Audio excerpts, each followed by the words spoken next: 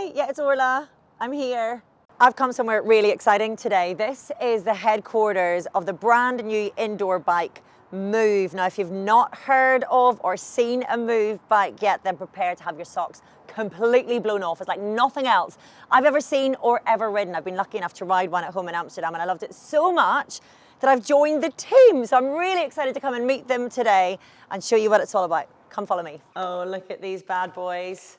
Look at these bad boys. So, chat me through. Actually, no, first of all, introduce yourself and tell us what your whole role is in Muov. Okay, I'm Chris. I look after the engineering team and a bit more here at Muov. For anyone watching who's not seen one of these, explain just what makes these beauties so different. So, the main difference is that indoor training is very static. And lots of indoor train, and that's why I end up doing this, is that I really like indoor riding. The challenge is that after about an hour it hurts. The thing that's really different comes from a patent. That patent started back in 2014, and that's about tilting and steering being connected.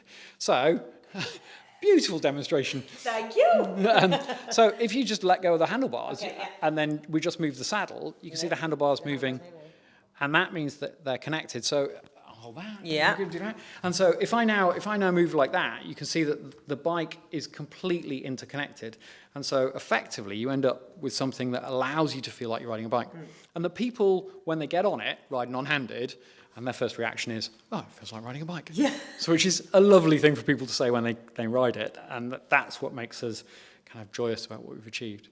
Joy is the right word, you know, because I find a lot of indoor training can be quite a chore. And with this, it just feels really smooth. It feels really comfortable. And I'm not sure I've ever used the word comfortable about riding indoors before, but it's a game changer. It really is. Yeah, I think it is. I want you to show me as well, because what I love about this is not only how it feels, but how it looks. It's so aesthetically pleasing. And I live in central Amsterdam where there isn't much storage, right? So we need to be able to put things away. Yeah. We don't have much space. The ease with which you can put this away and store it somewhere makes it extra special, I think. Yeah, cool. So one of the reasons we decided to do that is to support different sizes. So this frame is a medium. We have small, medium, and large. So this is a small frame. You can see it's really tiny in comparison. This is just one we've been playing with paint colours. But that means that you can change the frame, and I'll show you how to switch it over very quickly. Yes, you can change this out really easily so that if your partner or somebody else in your home rides a different size, it so easily snaps out. So show us that. When we were developing this bike, we used lots of automotive tech to do it. And one of the things we used is something called CAE. So we used lots of analysis. Honestly, the engineering that's gone into this absolutely blows my mind. It genuinely does. So let's do that. Yeah. So let's take the frame off. So the frame comes off like that. Ta-da! And so to replace it, you just literally drop it back on, slide it in, and then screw tighten it like that. It's so aesthetically pleasing. It looks like a design concept, you know, that like a piece of art almost, as well as a home the trainer. thing we wanted it to look like was a bike. Because most of the Funny time, that. when you look at it, you look at an indoor bike, they don't look like a bike. They don't. And so that was part of what we were trying to set out. And that's one of the reasons we do lots of bespoke painting, is because actually there's something very personal about owning a bike. You don't only pick a bike for it being a functional thing. You like what it looks like, and you like how it feels, and you want your components on it. So across here you can see a load of different saddles on them, which people have specified. Nearly all of these bikes are sold bikes, actually. Okay. And so, for example, this one's going to Selfridges next week. So that's our kind of standard spec, but we chose yellow because of Selfridges and the Tour de France, of course. Yeah. Actually, before we move there, I want to draw you back here quickly to also show, when I said about them being customizable, reminded me of how personalized this setup can be, which makes a huge difference in terms of your comfort. Yeah. So when you come to us and say, I'd like a bike, first of all, it's small, medium, large. But second is, you do a bike fit. Most people who are buying a product like this, a premium product, would already have a bike fit. So they'll know which saddle they want. They know all the dimensions they want to use. So that includes handlebar width, overall reach, stack, and all of those settings. We've maximized not only the customizability of the bike, but also the fact that it covers everyone. And we're making sure that when you get a bike, it is right. It is right for you and it fits you. So like the one you have 38 wide bars, you have a relatively short stem, you have a female-specific saddle. All of those things are set up for you. The saddle on it is amazing. Right, let's have a little look at the colours then. Because as you say, this is a premium product.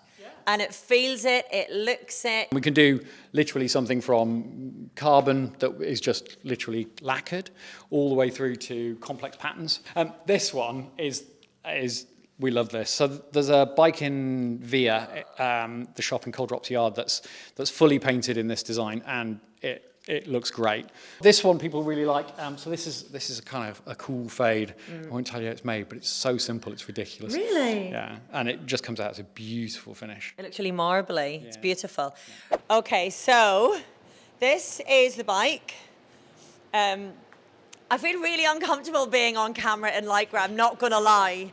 I'm like sucking everything in, trying to stand up straight. Right, so look, even as I try to get on, you can see that it moves. So, clip in. And also, you have all kinds of pedals, is that right? Yeah, so if whatever people specify, we supply. We give a standard set of what we call Christmas Day pedals, so people can open the box and go, so I can get on and ride it. And then what you're running is 160 cranks on a pair of Shimano SPDs, which is what you normally use. So talk to me about the gearing as well. So as I say, I've got one of these at home in Amsterdam, but I've been away for what feels like forever. It has been months. So I've not been able to ride my Muov in a couple of months. So remind me of the gearing, what's going on? So it's set up with electronic gearing. This is set up as DI2. Through the app, you can switch it so it shifts like a SRAM system. But you can do 11 speed, 12 speed, 1x, 2x, whatever you prefer. The buttons are just here on the shifters, exactly like you'd find on an electronic shifting set of shifters. And also on top here, of course, as you know, you've got all the controls out of Zwift. So if you push up, there's your menu and it appears and you can do all the stuff on the screen that you would do in Zwift. Amazing. And so effectively what you're now doing is just riding along and your gear's shown up here. That's the gear you're in, 1 kilometre in. And if I do this, you go over. I always think I'm going to fall off. If you now do the same without me pushing you can steer and the bike will move like that. And in Zwift the character moves, the character's is moving the same. The other bit that you probably can't hear in here because of the fans is that the bike's really quiet. And one of the reasons that is because we started out with a completely bespoke development. So when you first rode your bike, one of the things you commented on was how smooth it felt, or silky, I think was yours. And that feeling comes from the electronics design that we've done, and the fact that we don't use a big mass. We're not using something that's big and heavy. It's really light, and that kind of light feeling that you can slow down and speed up very easily comes from that design. And we sample at a really, really high rate. So the motor control is at like 30 kilohertz, which is, we sample the motor 30,000 times a second, and then use that in order to be able to measure and control resistance. And so all of that feeds into the most accurate bike we could make. And so even though it's warm in here, it's temperature compensated, so it stays very accurate. And our focus is all around how do you give it constantly all through the range. First thing in the morning when it's cold, last thing at night when it's nice and warm. You've been riding a long time, how does it stay accurate? And we've done pretty well. So most bikes are leaving here within 0.25% plus minus. And so, and I can show you later how we would do all of that.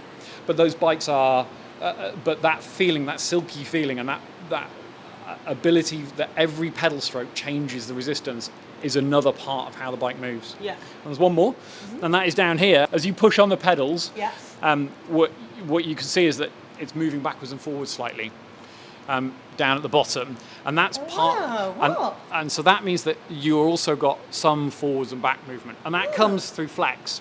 And so the carbon frame, and we pick carbon not because it's pretty or what you buy a road bike in, but because we needed it. We needed it because up at the top here, it's about 2.5 millimeters thick. But here, it's 12.5 millimeters thick. And that's because of all the strain you put on it. So that action of steering and tilting, that movement puts a lot of force into the bike. And so that force has to be taken somewhere. And that was all part of our original analysis. So I want to say as well, because, take that. Yeah, of course. Like the whole movement, for pros when they're training indoors, I guess that's really beneficial. Yeah. Gotta catch my breath. But what I really like, just as an amateur who likes to ride a bike, is that I just feel more supple. I feel like anytime I come off an indoor trainer, a traditional indoor trainer, I feel stiff. At that moment, everybody gets it. You clip out and you go, oh, and everything hurts. Yeah, but especially the shoulders. And I carry all my stress on my shoulders. And I feel like a normal indoor trainer just makes all of that worse. Whereas with this, I never ever get it. It just feels like I've been moving my body, that it's all very natural, that I'm sort of one with the machine. And it's like no other experience that I've ever had on an indoor bike. I love that. And we spent a lot of time working on that. So that the thing that we've found over the development of this bike is that we've all come out of winter way fitter and way stronger because so your shoulders are relaxed. You're moving around like you're riding a bike. Yeah. You're not holding yourself off the bike. You're not pushing yourself away. Just these little micro movements. Well, they're not micro on me, but And so that means that you end up with your obliques and your core working much more constantly. And so we found that we come out of winter and get straight outside and you don't get off the first ride of 50 miles going, oh, I feel like I can't move. Because you've used all the right muscles, and that's what we're trying to do. Beautiful, beautiful. I've got no excuse. Got to get myself fit over the winter. So one of the other bits that we did was, in making it real, we wanted to use all of that functionality with the electronics. So now we've got braking. So actually, if you pull the brakes, the bike stops, literally like a bike, and the brake light comes on here. And so actually, you end up kind of also with that immersive.